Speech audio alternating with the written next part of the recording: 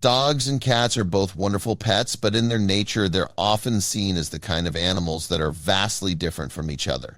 However, every once in a while, you're bound to come across a dog who grew up with cats or a cat who grew up with dogs, which can quickly make you realize that this line is not so thick after all. Most would agree that seeing this kind of sight is a delight in itself, just as well, and there is a lot of proof to back it up. For example, this one cat and dog duo has recently been going viral as people can't help but keep adoring the videos where they show off all the traits they've picked up from each other. Scroll down to learn all about it. Chloe and Clea, a viral dog and cat duo, have recently taken over the internet in the best way possible, and everyone's loving it. And having been practically raised by the beagle, the little cat turned into a feline with quite a few doggy traits. She wears a leash, loves going on walks and exploring the outside world, does tricks for treats, and takes all the belly rubs she can get. At the same time, Chloe seemingly took over some kitty traits just as well, even if she already lived a few good years without any cats around the house before meeting Clea.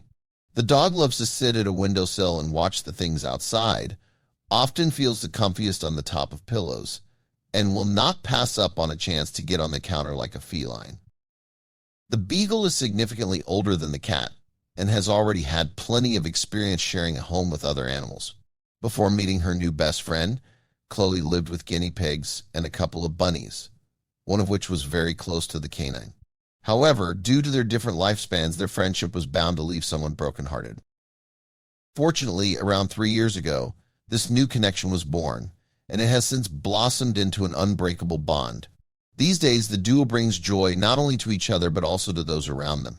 I am a cats who act like dogs and dogs who act like cats, and whenever I get asked if I'm a dog or a cat person, shared Megan Cotton in one of the posts about her pets. People often see cats and dogs as polar opposites, sometimes even pitting them against each other, with plenty of instances where these animals are depicted as mortal enemies. While many of these accusations are absolutely not true, it's hard to deny that there are some obstacles in the communication between these species. According to Julia Rohan's article on her blog Rover Time, cats and dogs have quite a few signals that can, unfortunately, get easily crossed and create serious misunderstandings, with likely the most obvious example being tail position. While a loosely wagging tail shows that a canine is friendly and happy, the same motion on a cat indicates agitation. Then we have meows, barks, purrs, and hisses, all of which are very species-specific sound signals that don't really translate to other languages. And even if we take away the sounds, cats and dogs have a very different approach to greeting, with felines saying hi by touching nose to nose and dogs sniffing each other's you-know-what. Even when it comes to seeking attention, communication can sometimes be very different for these animals. Dogs may roll over and lift their paws when they mean no harm and want to play, but for cats, such a signal is a warning to come no closer. Instead, they might rub against you and do headbutts, which is hardly something canines do. And yet, at the same time, there is plenty that both species can easily understand. After all, they could hardly become friends if there were no means of communication between them. Shrieks, yelps, and growls, while usually signaling pain, fear, and aggression, are understood equally by both cats and dogs. The same goes for push-forward whiskers, indicating that the animal is threatened or aggressive. On the more positive side, the main way in which canines and felines communicate that they mean no harm and come as friends is through the eyes.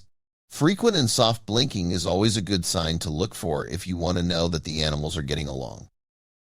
Last but not least, dead giveaways that a cat and a dog are getting along are grooming, resting. If animals make an effort to clean each other and feel at ease enough to actually relax next to one another, they can probably be officially called friends. Ultimately, Chloe and Clea, as well as probably every other dog and cat, have plenty of differences between them. But they're also great proof that something like that really can't stop anyone from becoming friends if they really want to, because if you look past all those differences, there are probably just as many similarities that are worth embracing.